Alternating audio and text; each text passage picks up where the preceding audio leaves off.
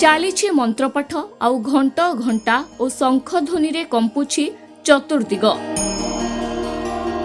ହରିବୋଲ ହୁଳହୁଳି ସାଙ୍ଗକୁ ଯଜ୍ଞରେ ଦିଆଯାଉଛି ଆହୁତି।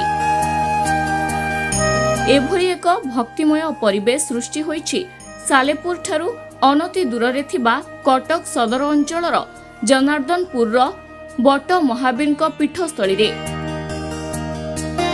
ବଟ ମହାବୀରଙ୍କ ଭବ୍ୟ ପ୍ରତିଷ୍ଠା ଉତ୍ସବରେ ଏଠାରେ ଏକାଠି ହୋଇଛନ୍ତି ଆଖପାଖ ଅଞ୍ଚଳର ଶତାଧିକ ଶ୍ରଦ୍ଧାଳୁ। ଦିନ ତମାମ ଚାଲିଥିଲା ଭଜନ କୀର୍ତ୍ତନ, ମନ୍ତ୍ରପାଠ ଆଉ ଯଜ୍ଞ।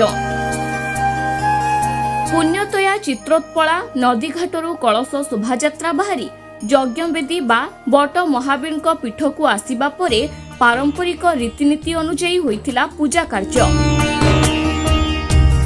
ସୂର୍ଯ୍ୟ ପୂଜା ଠାରୁ ଆରମ୍ଭ କରି ସନ୍ଧ୍ୟା ଆଳତି ଏବଂ ପୂର୍ଣ୍ଣାହୁତି କାର୍ଯ୍ୟ ବେଶ୍ ସୁରୁଖୁରୁରେ ହୋଇଥିବା ବେଳେ ଏସବୁ କାର୍ଯ୍ୟରେ ପୂର୍ଣ୍ଣ ସହଯୋଗ କରିଥିଲେ ସ୍ଥାନୀୟ ଗ୍ରାମବାସୀ ଏବଂ ଲୋକପ୍ରତିନିଧି।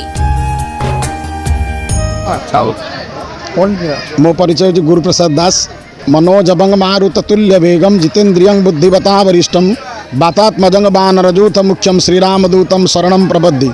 प्रभु रघुनाथंकर अपार करुणारू ए ग्राम रे प्रभु शनिश्चर विद्यमान। शनिश्चर पीठरे पिलामानंक प्रचेष्टारे बट महावीर प्रतिष्ठा उत्सव 12 वर्ष करा जाइतिला। ए वर्ष तांकर वार्षिक जन्मोत्सव विहित कार्यक्रम प्रथमे कलशादिवास, तापरे सूर्य पूजा गोपूजा करा जाई, तापरे यज्ञादि कर्म करा जाई, प्रभुंकर उपचार पूजा आज्याहुति वर्तमान पूर्णाहुति समापन करागला। उलग्न सिंधु सलिलम सलिलम जशोक बन्ही जनकात्मजाया आदाय तेने बददाहलंका नमामि तं प्राञ्जलिराञ्जनेयम् हनुमद्देवाय नमो नमः।